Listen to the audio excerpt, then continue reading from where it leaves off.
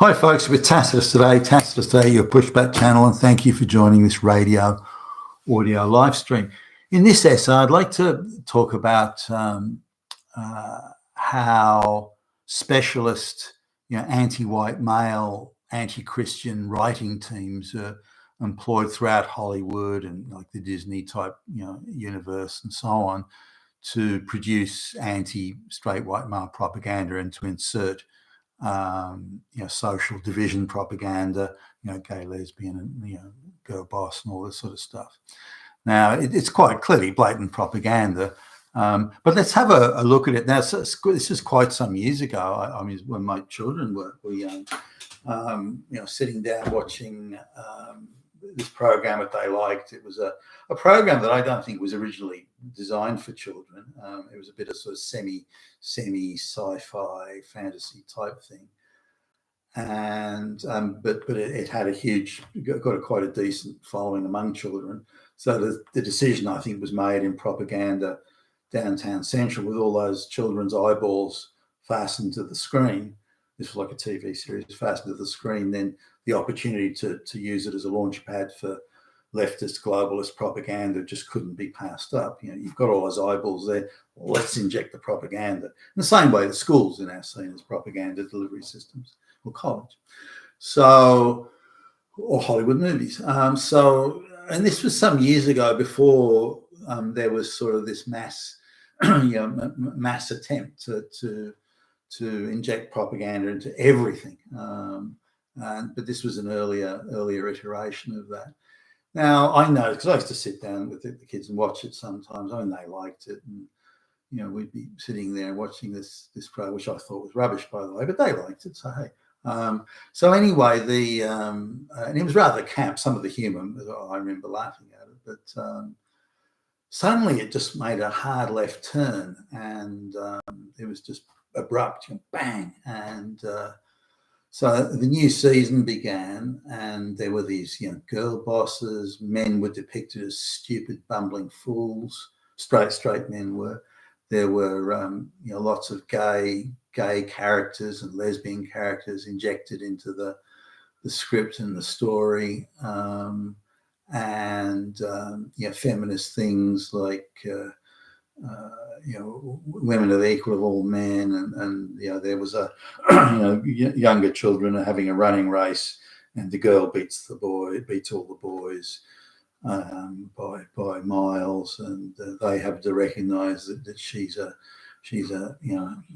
better than any of them, and it goes on with there's a king, for example, or someone in some white male authority. He's a bumbling idiot, and his teenage girl servant or something is really the genius behind it all, and this sort of thing, and it was all done very hard. There wasn't a positive depiction of straight white males from that moment onwards, and it was stark. And so I don't know if the children took it on in any direct sense, whether they noticed this or they just saw it as entertainment.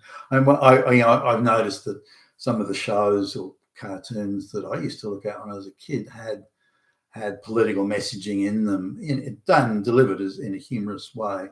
Political messaging in them that just went straight over my head. I had no idea what they were talking about.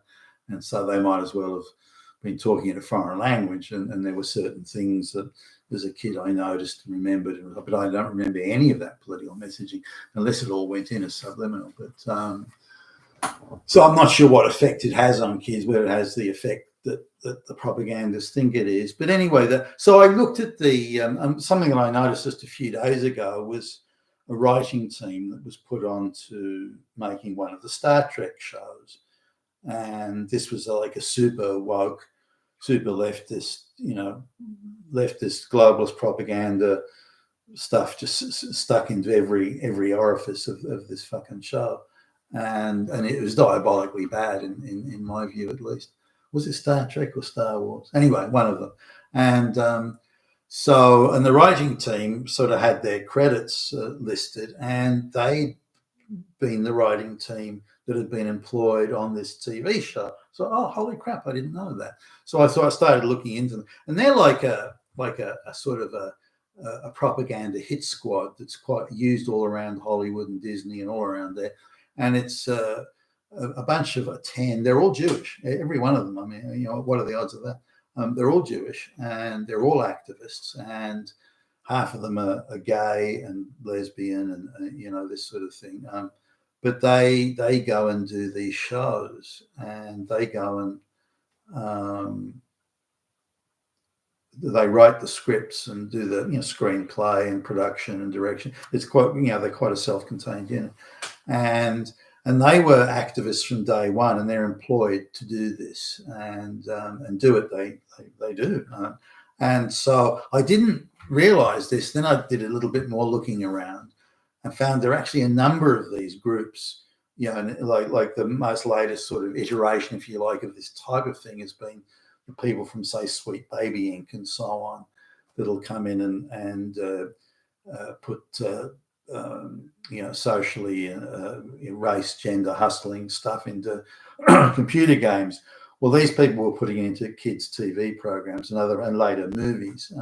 They specialised in a youngish audience will come to look at this, and so we have to hit them over the head with this propaganda. But I was surprised at how you know, if you look at the just the Jewish activism and the view that the biggest threat to world peace and world love and world caring is Christian Gentiles, and the Jews, you know, have this sort of view. So if we completely break the power of the societies where Christian Gentiles are in control, if we break that, then a paradise will occur. And this was not far away from the sort of Marxist ranting to, say, a Betty Friedan or a, you know, Shilmith Firestein, Hester Eisenstein, Kate Miller, and all those, the feminist sort of brigade. They're all Jewish activists, and they had really the same view, that the biggest threat to them and to everything in the world was the Christian Gentile societies. So if we can crush and break them. Now, it just so I don't necessarily think they're operating in complete tandem.